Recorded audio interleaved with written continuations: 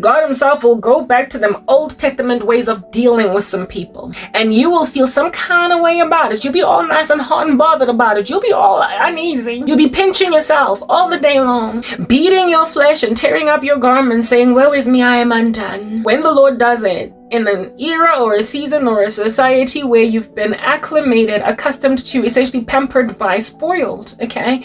By people feeling so sorry and sad for your crazy cancerous emotions. For people having regard of the fact that, Hashem, but it's just women and children and babies.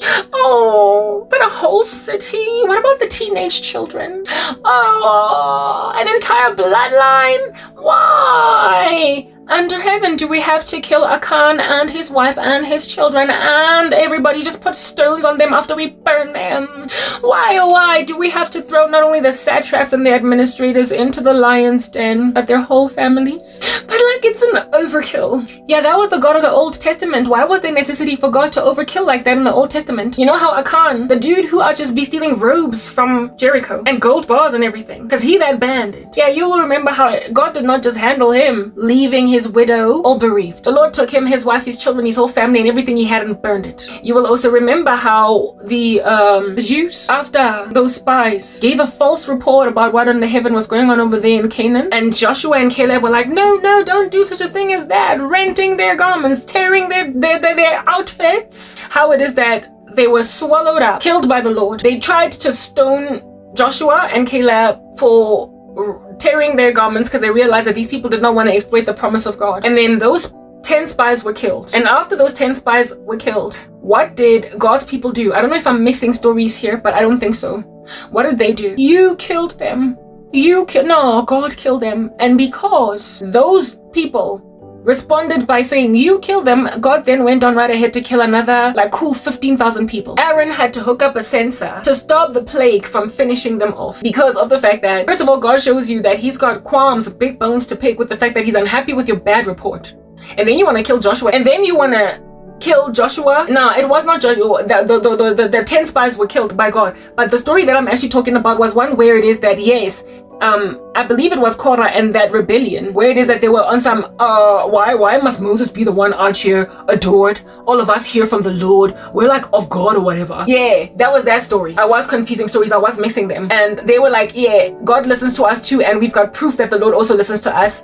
If anything, then the Lord rather stood with Moses and Aaron and then told Moses, step aside, open the ground, and they were sent alive to the land of the dead. They were sent alive into Hades. Do you understand? Yeah. And then after Moses steps aside and God opens the ground and eats them with the ground, what was their response? The Jews, the Hebrews.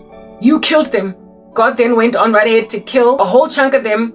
Aaron had to hold up a censer to intercede, sending prayers up to heaven saying, God, don't kill the rest of them. By the time that whole season ended, 15,000 people, it is calculated, had died. That is how God dealt with rebellion. And some people might be like, oh, but some were just 16. Oh, but some were just 12. Oh, but some were just wives. Oh, some were innocent. Achan's wife and his children were all innocent, but they were all stoned. It was in order to send a negative reinforcement message to everybody that if you mess up, bugaboo, not only will you die, but all of your family will die. So that in all of your selfishness, you will be a disincentive to everybody else just out of a sheer fear of me to continue in a selfish fashion. All of Israel was afflicted by the sin of Achan.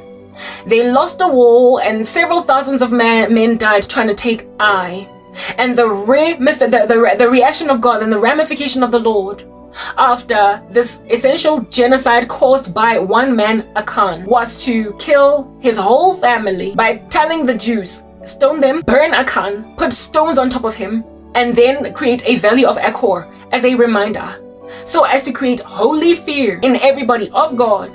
And that you don't get to listen, you don't know just how wide and deep the ramifications of your actions are in the sight of God, such that you go and you steal a robe and your whole family dies in front of everybody because your theft of that robe and your theft of that gold bar, your theft of all that caused essentially a mini genocide in the Israeli camp of soldiers. It caused Israel to lose a battle and for them to be confused as to, but what happened? Trickery does stuff like that. Below the belt stuff be sure your sin will find you out. That which you imagine don't nobody see can cause an entire country to lose a winning streak. And then once the individual is found in question that caused an entire country to lose a winning streak, it is necessary therefore to kill not only him but his whole family.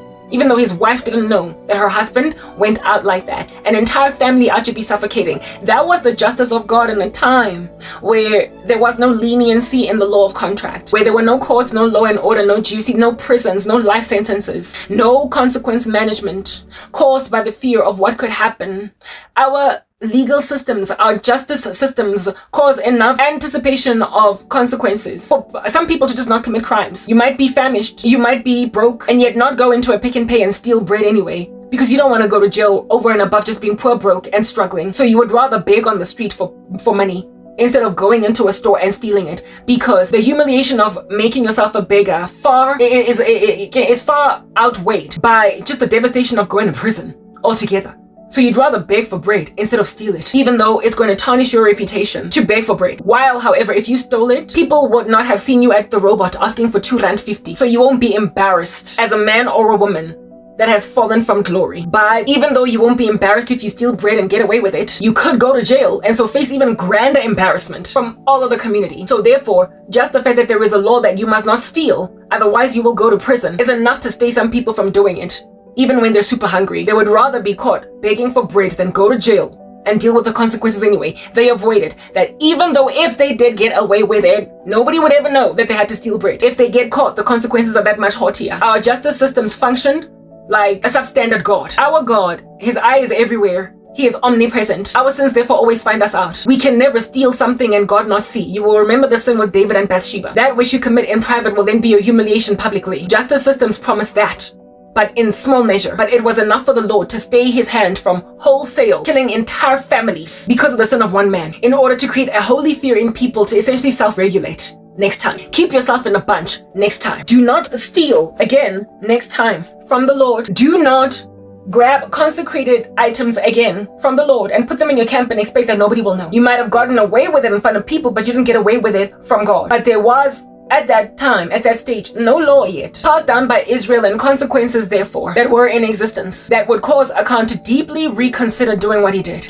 before he even did it. He trusted that an invisible God will not see what's going on. It's nothing at all. I'm just going to go grab this thing and put it in my camp. But then God put the sin of Achan on all of Israel. He put the sin of Achan on all of Israel. And then once the guy was found, once the mole, once the dirty thing was discovered, it endured even its wife and children through that calamity. Now, if at all you're gonna go back to the days of Achan and do things in a secret private corner like a little closet, and expect that a whole country enduring the ramifications of your actions is going to be left at the mercy of your trickery, your fraud, and your buffoonery, you are naive. If you want to go back to 2 BC, if you want to go back to 789 BC, if you want to go back to 3 AD, where it is that sins don't yet find people out, then you will endure the type of calamity that God endured the enemies of God and the rebels within his own camp through. You will endure satraps and administrators being thrown in a lion's den with their children and their wives. You will endure, who is this guy, Haman, being hung at the very gallows he set apart for Mordecai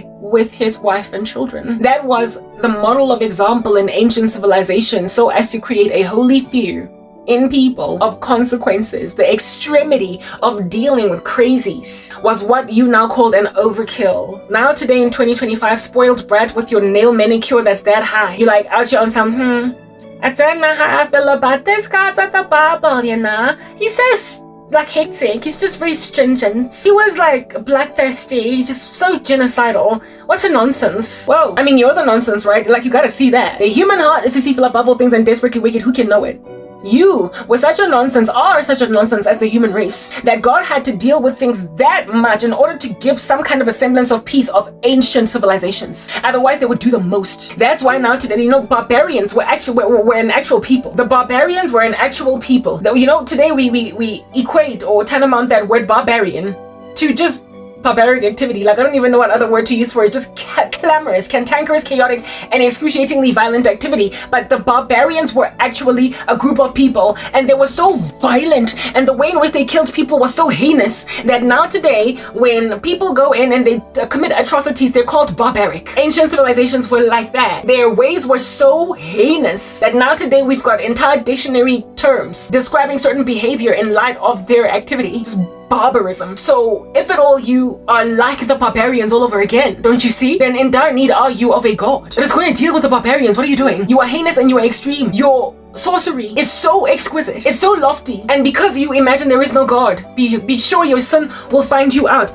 Just like a Khan, the Lord must then deal with you in a 2025 where you have no regard for the fact that your countries have got law and order. You have no regard in 2025 for the fact that there's rules. You have committed crimes and yet you're getting away with them. So, okay, how can I continue to explain this? You know what? As in, I had to keep concentrating on editing, Lana. Let's talk about Freud's theory of the psyche. So you can understand the diagnosis of the human condition, and I keep repeating myself. So Freud, let me just put this caveat out there before I finish this conversational departure, before I enter into it. Psychology, one must be afraid, be very afraid of it, be very careful, because psychology for me is this discipline that people came up with to explain the human condition in order to do away with God. That's all that psychology is. That's why it is also a science that is largely called a pseudoscience, and it came later than other sciences. And psychology, the pseudoscience that came later than other sciences, or what is called a pseudoscience, is indeed something that is a modern or a latter innovation by theorists, precisely because as human beings established civilizations that were less barbaric, they then started to care for things like emotions, the rights of women, how people feel about their jobs. Psychology, after human beings came up with law, order, structure, enough for people to have peace in their societies, wasn't necessary now, because once you have dealt with the threat of incontinent barbarism that is without law and order or due process, once you've dealt with that, you then can focus on other things. Before we even enter into Freud's theory of the psyche, let us talk about Maslow's hierarchy of needs. Remember I said that psychology is just people's ideas it's mankind's construct that they have created in order to do away with God. However, acknowledge that we have got a seat of emotions. We've got souls. We have got needs that are not catered to by pragmatism, by the pragmatism of food, the pragmatism of clothes, the pragmatism of being safe in a marriage, the pragmatism of having shelter over your head. Once you have got food, shelter, and all that jazz, we need to be dealing with other things that as human beings we are actually really truly plagued by.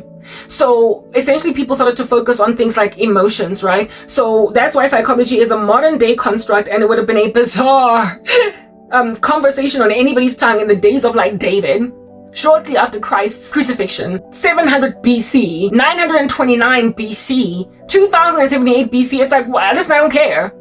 Yeah, I don't care how you feel. I don't want you sitting down on a sofa and explaining to me that you feel like trash, like no one cares. Because it's about pragmatism. You need to be in a house where you're going to be taken care of by a man and have children. So you're not a woman that's out here living in your dad's house or your brother's house forever because you never got married. You are a spinster for life. So really and truly, love does not matter. As a young woman, you need to real quick get married, and your dad is gonna be the one to make sure that you get married, and love don't matter. So women were made to just swallow their emotions, swallow their feelings like it did not matter. But then and the reason why that was the case is because it was just wholeheartedly unsafe, and so you were facing being out on a limb, a hobo, a vagrant, an outsider, an outlier, just a poor rando. If at all you did not be pragmatic in being placed. You needed to be pragmatic about being placed in society. So you needed to belong to a people, and everybody needed to always be in arms, because any minute now, people could raid your camps and take you over. You need to be safe. And so safety is all that matters.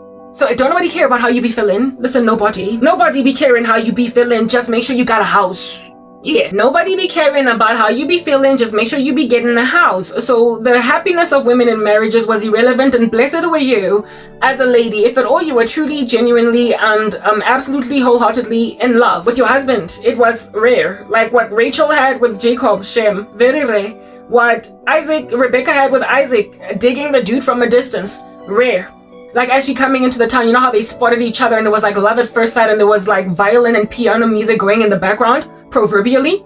You were blessed when you were like that as Rebecca and as Isaac. If you loved your man, you were good. Otherwise, largely, if you could provide, I'll take it. Like there was a lot of settling in the olden days because there was no regard for emotions and the psyche and the soul. And maybe the soul, yes, indeed was regarded because eternal life was a thing. But largely it was about just practical living. Let's be practical. Honey Bumble, let's just be practical.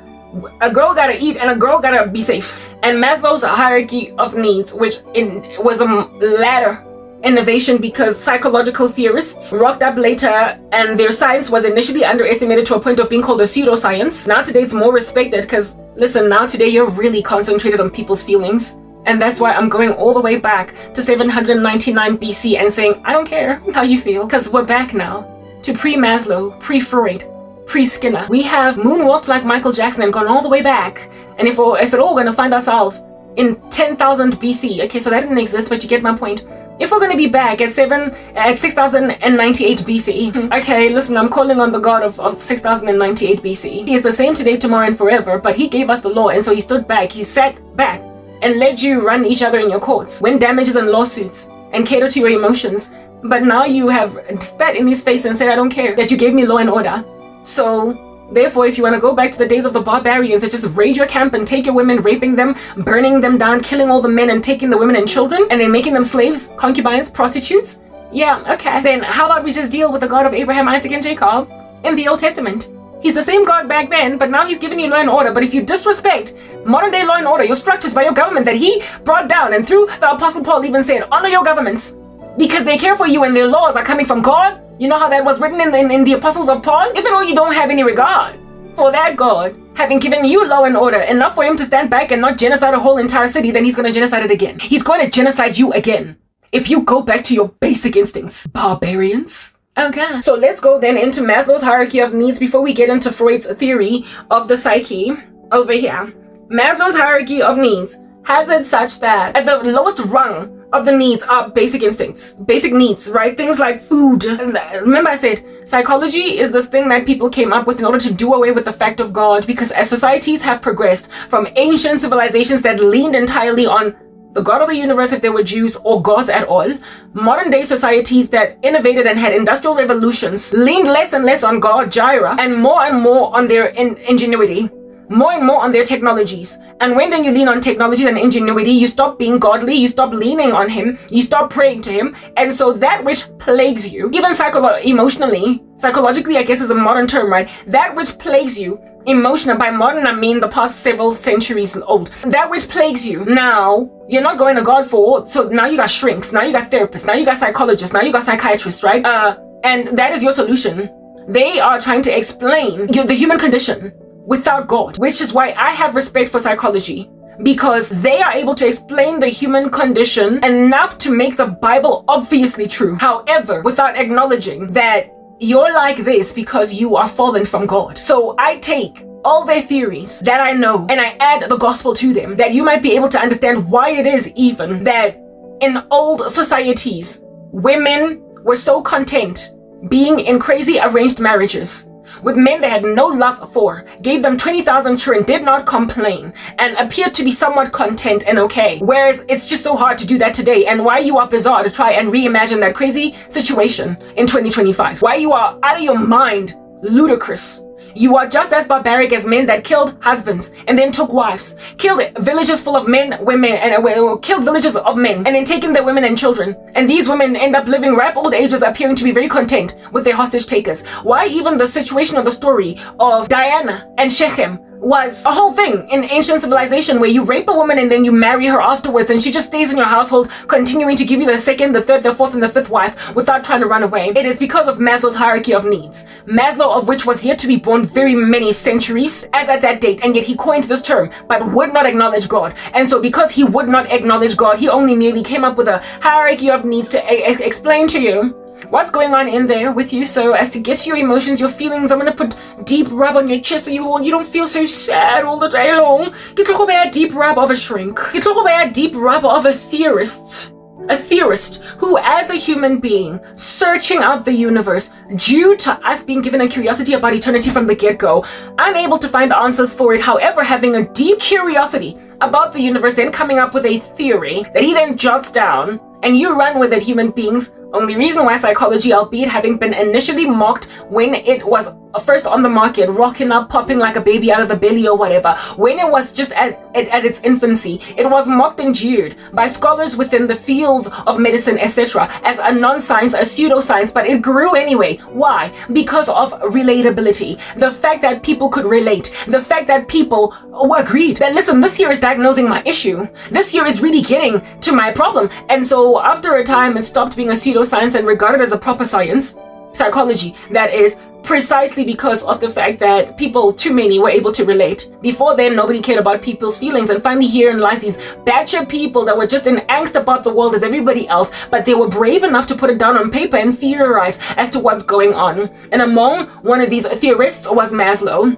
And Maslow came up with a hierarchy of needs to explain to you why it is that you're at such qualms, indeed, with why ancient civilizations, women therein, appear to be content with whatever you're trying to do with me today. And yet in 2025, listen, it's not gonna cut it. Because somebody gave me understanding. I was spoken to by a therapist, and now I understand that I deserve a loving marriage. I deserve a husband that's gonna love me the way that Christ loved the church. I don't have to marry my rapist. I don't have to, just for the sake of having bread on the table and a proper house. Like, I don't have to marry this guy because I don't feel safe. There we go, safety in his arms. Yeah, okay. Maslow basically kind of pampered human ego. Psychology pampers human ego because it tries to deal with the human condition without God.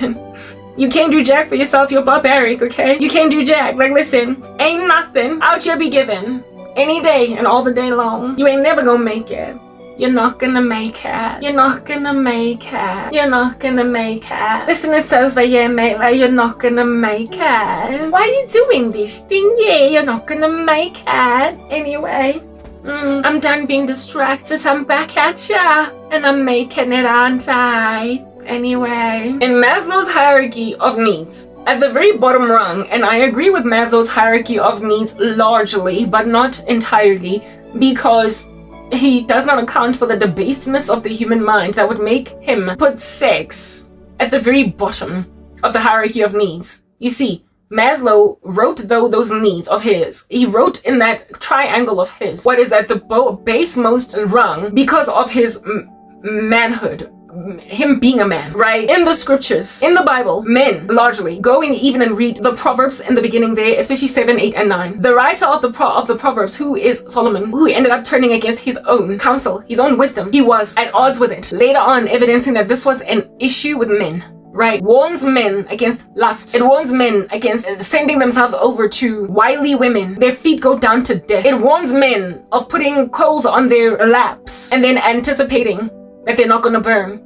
Warning men to essentially always enjoy the breasts of the wife of their youth. More than it is a warning to women to be careful of lust, because lust dwells in every last one of us. But it is an especially gnarly, monstrous problem in men. Men are the ones that have to, first of all, they must be the ones to be given enough, whatever might be that juice in them, that hormone, to pursue. They have to long enough for a woman to actually be given the gumption to stand up and pursue. And they have the brawn and the bravado, right? They have the strength and often the material resources. Yeah, look at my wig, I should be shifting. They have material resources to effect the acquisition of a wife and the taking care of all such thing. So their instinct to procreate and whatnot is heartier and stronger even than that of women. They were made first and they must pursue. So there is a volition and essentially violence to their pursuit of women. Let me rather say aggression as opposed to the word violence. There is an aggression to their pursuit. So therefore their desire, the sexual desire is loftier than that of women's, where it is that women are the ones that are pursued and upon being landed, then lie there and are then vessels of bringing forth children from generation to generation. They just pop babies. Men lie with them and then they fall pregnant and then out comes a baby. So therefore, because women's sexual desire is not as aggressive as that of men's, because they are not the pursuers, they ought not to be. 2025 is all confounded, right? Because their sexual aggression is not like that of men's. It's not beating like a drum. A woman's sexual desire is often inspired by the feelings she has for a man. When she meets somebody that she considers to be a suitable mate, in very primitive talk, in very primitive baseline terms, she then on that day becomes open to the idea of laying down. But a woman does not have to be sexually aroused in order to partake in sexual activity, whereas a man cannot partake in sexual activity if he is not actually sexually aroused. That's why it's so easy, why rape is so prevalent rather among women as opposed to men. Women can just lie there and still bring forth fruit, feeling no desire sexually at all for the person that is all up in their grill. Whereas with men, they have to have an actual attraction. They have to like you. They have to feel some kind of way. So theirs is more aggressive, and it is imperative that things be that way because they're the leads, they're the providers, they're the ones that are to take wives, they're the ones that are to be essentially the patriarch to lead the human race. They were the sleeping Adam that woke up and found Eve, and they were made first. They're leaders. Therefore, in order to give them incentive and inspiration to pursue women, that they might go out there and make families, their sexual drive is that much haughtier than that of women's. Maslow, of course, would not under heaven be out here diagnosing any of that being a carnal man that is without the Spirit of God, recognizing that his sexual aggression is greater than that of a woman's and that he must bridle it. But Solomon was able to see that even though he was foolish in his sexual exploits. We know him and his many concubines and many wives. What in the world was going on? Yet nonetheless, the same guy actually gave sound counsel in the Song of Solomon, and he also gave to pertaining sexual relations, and he also gave sound counsel to men in the beginning of the Proverbs, telling them, always enjoy the breast of the wife of your youth. Like, I always get so confused when I read some of the Proverbs, because I'm like, dude, you had how many wives and how many concubines? You could not even take your own advice. Practice what you preach. Okay? Yeah, nonetheless, Solomon faltered in that fashion and indeed realized the warnings in his own Proverbs. In the latter stages of his life, God judged him, took the kingdom away from his son, King Jeroboam, took the kingdom away from 10 tribes and left him with only 2, right? God did that. Men in particular, and boy, realized that I just need sex, I need sex. Brute beast over there. I need sex. And then when he was curiously studying the world, trying to understand the human condition, finding out that, okay, human beings have basic needs, he put sex right down there. Why? Because he was yet to be, I guess, inspired by the words of Solomon, inspired by the God of the Bible, that you want this thing, but it's not a need. A want is not a need. You want it because your passions are driving you hotly. But this thing, practiced outside of the confines of marriage, is dangerous. It burns you. It sends you to hell. The feet of the immoral woman, the adulteress, goes down to death. You will be swallowed like Korah's rebellion alive into Hades because of sex. Maslow didn't quite realize that, so he put it in the very bottom rung of the hierarchy of needs. And so I didn't agree with sex being there, which is why I say psychology, take it with a pinch of salt. I don't write it off because human beings finally got to the point of acknowledging emotions and everything, misdiagnosing. But they misdiagnosed the human condition. Do you understand what I'm saying? Because they would not go to God. They would not go to God. They found an alternative for Christ. And now psychology is wreaking havoc in all of our lives in 2025, where even our laws are being made based on men's ideas, philosophies, essentially, about how we are. The human condition has been diagnosed not so much by God, but by theorists, by psychologists, by intelligent minds of a philosophical disposition, however, of a very ungodly nature too. And so because they are just entirely ungodly, and now that I'm telling you, let me correct the hierarchy of needs. Okay, let me correct it. Let me correct it. You're like, you're dogmatic. I'm dogmatic. Well, religion is a dogma. What you got else of a comeback? Because that's not it. Anyway, anginandaba nalama situation enu enkanguthi mina ngisenkingeni. Listen, Mamela, I cannot harbor. Maslow rightly placed in this hierarchy of needs things like food. That's not something that you can wait for marriage for. I would certainly hope not. You don't have to wait for food until you're married. But even with the acquisition of food, you also have to have delayed gratification, self-deny. Otherwise, you will make like Esau and sell your birthright for some steak, for some stew. Okay? Food is at the very bottom over there, right next to things like clothes, you know. Basically, that which are indeed what are considered to be very basic needs. Minus sex. Sex, I will tell you where I believe it fits in this hierarchy of needs as we continue. And then in the next rung, there is a need called, a rung where it is that there is safety and security, right? essentially homes, having somewhere to live, having shelter that incubates you, ensconces you. In spite, I get it, Maslow was a man that was curious about the world, realized that people got feelings, but before you can actually deal with people's feelings, you got to deal with basic things that they need. Even the Bible says it's going to offer you or award you no good tidings. Of course, I'm paraphrasing. If at all you give people the gospel without feeding them. That's why Christ fed 4,000, 5,000 men, excluding women and children. He fed them and then gave them the gospel. If at all somebody is just famished out of their minds and they're not in a state of self-denial because they're fasting, so it's a chosen hunger, but it is rather an imposed hunger, they're going to struggle to listen to you give them the gospel. They're going to struggle to be truly successfully evangelized because they're too hungry. That's why I get their psychology. They should have just read the Bible and then jotted down in novels, books, as opposed to theories that are actually fact. How they believe the human condition is based on the scriptures. Then on that day, the world would have been nicely evangelized to make them realize that God also cares about your feelings. Yeah, the Lord cares about your emotions. Cast your burdens upon the Lord, for he cares for you. He does. The Lord is the be-all and end-all of the biggest and baddest psychologist in the game, except he's not a psychologist, he's just God. He cares. And he acknowledges that you got feelings. And he's the one that has always been coming through for people's feelings in an era or a society or a time in history where everybody just didn't care because they were so pragmatic. But later on society, because of industrial revolutions and leaning less and less on God and being less and less at war, having less and less conquests in their backyards and having longer and longer stretches of time of security and peace, because of structures that mankind came up with to provide this peace, they then came up with psychology, because then it became necessary when you're now bored and twiddling your thumbs to actually deal with how you feel, right? So Maslow then places in the second rung of the hierarchy of needs safety and security. Rightly so, he then can account for why it is that women in ancient civilizations were willing to not stand up and riot and fight feministically. You will remember that the feministic movement is a modern day construct too. And by modern day, I'm speaking past couple of hundreds of years, okay? Don't be pedantic about it being within the century or whatever. Feminism came up because women were now so comfortable and so ensconced and so cushy, being catered to by husbands that they, however, considered, Mamela, I got feelings, I'm an emotional being and you don't care, and I'm sick and tired of you and your alcohol and your booze and your what do you call this thing? Your infidelity. I'm exhausted with the fact that you also don't think that I should work. I also got my own brain, I can think. Listen, I'm also industrious. I also, women got to a point where they could say I also, but why did they get there? Because they were so comfortable and so safe, and their countries awarded them so many freedoms that they now could actually, could now feasibly start to riot and complain about what in the world was being done to them. But in the days prior to that feminism, they just grabbed. It's not like they didn't have these qualms, all these feelings about how they were being treated. It's that there came a time when they were safe enough to actually fight for their freedom, to actually fight to vote, to actually fight to work, to actually fight to Mara. The qualms were always there. And we know that the qualms were always there, because there is a story in the Bible of the daughters of one dude in the scriptures. Listen, names will always elude me because there's so many of them in the Bible to go around, right?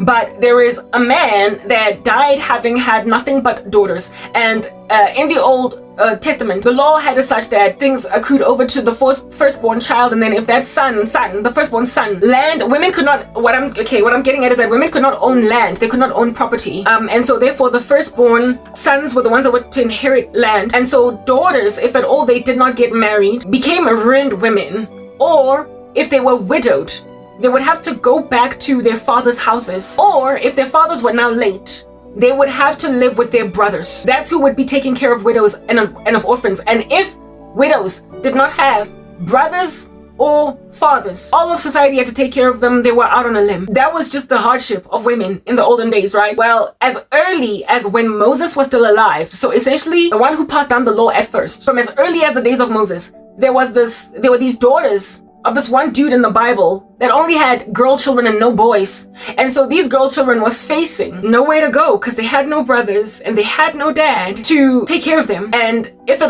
they were single, they were virgin daughters. And so they were, not yet married. And given that they were not married, who is going to take care of us? Why at such a young age? Are we having to be like widows with no dad, widows with no brothers? Why must everybody take care of us? So they went to Moses and they were like, listen, this is our dilemma, our issue. And Moses they told Moses, and they sought the Lord's face. They basically sought Moses to seek the Lord's face on their behalf and say, this is our issue. We've got a dad that is now late and no brothers. We're only girls. All of us are virgins. We're yet to be married. listen, what's going to become of us?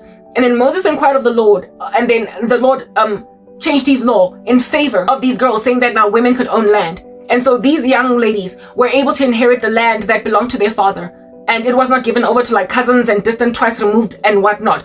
It was now theirs. And so they were essentially the first ever women to gain independence without feminism. They were able to gain independence. They sought the Lord to give them land. They were not disrespectful, did not have no regard for the patriarchy. They were not spitting on the toes of men. They were not saying, I'm independent, I got this. They were saying, these are the practical issues that I'm dealing with as a woman in this kind of society. Lord, have mercy on this issue.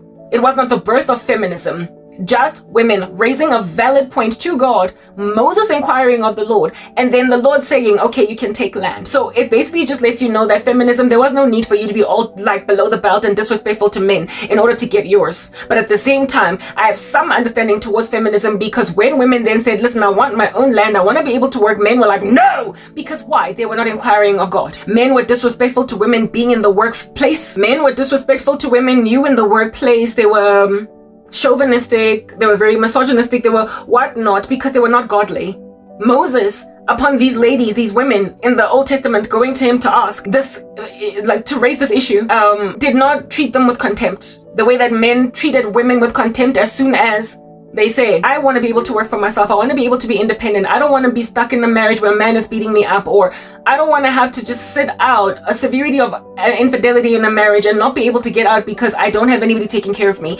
Yeah, these were valid points that women were raising. I also am sick and tired of having no support structure for me when my husband dies. And we all know that men tend to die first before women, leaving widows out on a limb. It became a whole epidemic. And when women raised this as an issue, because men were ungodly, they did not receive them like Moses received them, inquiring of the Lord on their behalf. The men received women with hostility, and that's what brought forth feminism. So these things are just interwoven issues. Do you understand what I'm saying? Yeah, they're just problems mingling with each other, crashing like vehicles at a like bumper car sort of kind of vegetable place. Okay, I don't know why I said vegetable. Like, my family members are treating me like a vegetable. Anyway, whatever. You know, go-karts. Yeah, bumper cars at a go-kart like valley or venue. Like, you know, when you read the Bible, you be calling places valleys. Go-kart, like arcade. Like, men and women be out crashing into each other like bumper cars at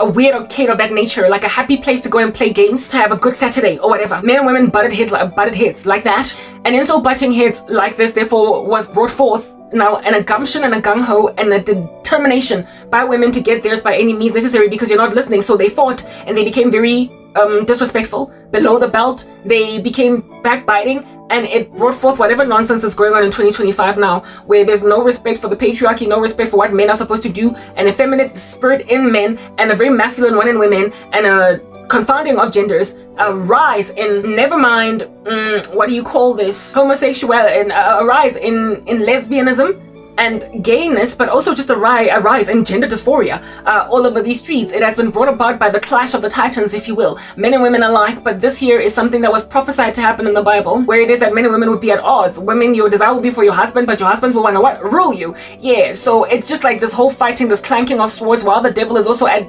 enmity with the seed of the woman. Like, there's just war, aggressive. The only people, however, that ultimately find peace in the center of this war and this division are those that have understood the scriptures, that gaze upon God with carefulness. The people that realize that this here is an error, it's a folly, are God's people.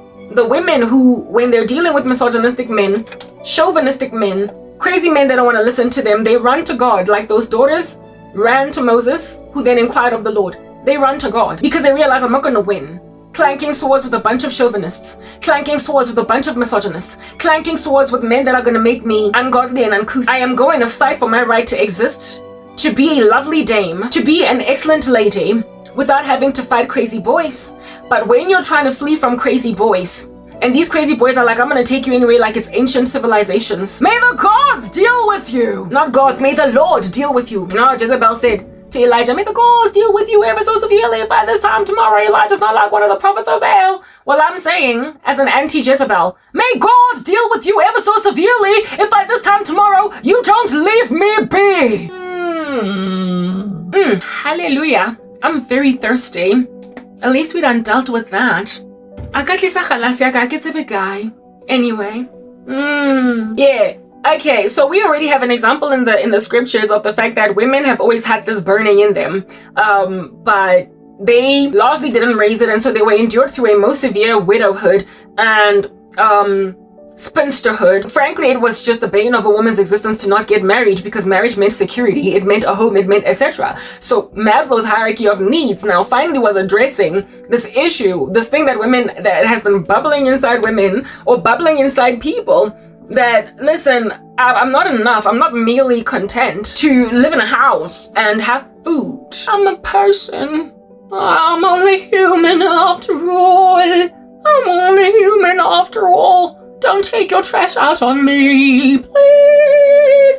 Yeah, Maslow was like, listen, we've had feelings, but we've been ignoring them all this time, but it's about time you get in touch with them, because if you have food and if you have shelter, you can't just be content with that, because after all, do you not have emotions and a psyche and just all these like burdens within you? You've got curiosities within you. You've got inquisitions within you. And my olden day society was like, listen, let's just be practical. Let go of all these other extra things happening inside you. Just let go. Let's just make sure that all we have is food and water and a house. But then almost everybody had food, water, and a house, and they were still like really empty. Yeah. Thanks to industrial revolutions in very wealthy nations, everybody had food, shelter, and houses. I guess shelter and house is the same thing. But in my life, it could be different, because you be trying to make that a thing. Anyway, whatever. So now let's deal with all the other, like, you know, bigger haughty issues. Maslow says that you need to eat, and then once your stomach is fed, you need to also within it make sure that you've got a house to live in, security, you're protected. Every day is sort of kind of guaranteed. You know that you're going to be breathing tomorrow. You are not always just running away from, oh no. You're not just always running away from pursuits of your person. If at all, you can be out of harm's way of war and be out of harm's way of crime. If you can be out of harm's way of that which pursues you, like a bandit in the bush, you will start to want more. So think about hobos. I need food, please. Do you have, what do hobos ask you for? They ask you for clothes, and they also ask you for food. But if you put hobos in a homeless shelter, they will start to lack contentment pertaining just having meals 3 times a day. They will want their own home. They will want their own shelter. They will want their own security. They will be sick and tired of living in one communal place with other beggars. And so for those reasons, they will want more for themselves. So the moment you have catered to your basic instincts, you start to rise up this ladder. You go up it and you incline, and you start to want more and more for yourself. You want more and more for yourself. So feed people, and then after feeding them, they will want a house. Feed people in tents, feed people on the street in a food drive. And then once they're fed every day with 3 meals, they will stop being enough with just those meals. They will want a house, because at the end of the day, if you're gonna feed me 3 meals a day at a soup kitchen, but I still have to sleep on a bench in the park, it's cold, and there not only are the elements threatening my physical health, but there are human beings who in and of themselves are like a tornado. In and of themselves, they're elements. People are evil. There are bandits, there are thieves, there are beasts in the field. So if I don't have a tent, if I don't have a structure to incubate myself and as society, if I don't have a sense of security, shelter, just shelter, because community, that's then the third hierarchy of needs. So I'm in agreement so far. Minus six.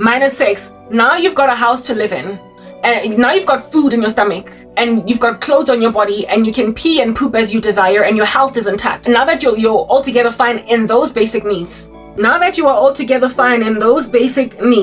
let's move on right ahead then to your housing. You've now got a house. Okay, sharp. So now you're secure.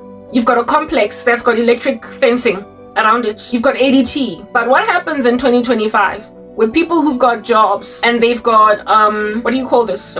Because of your jobs, security, essentially, right? You've got food that is catered to. It's on a loop. It's running like a hamster on a wheel.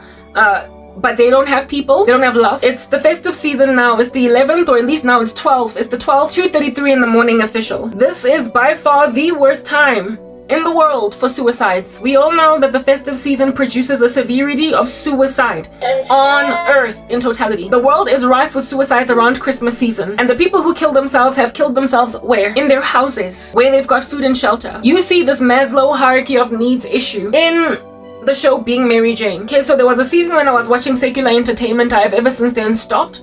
because of my persecution, I had to find something to pass time, so I watched a whole bunch of crazy shows.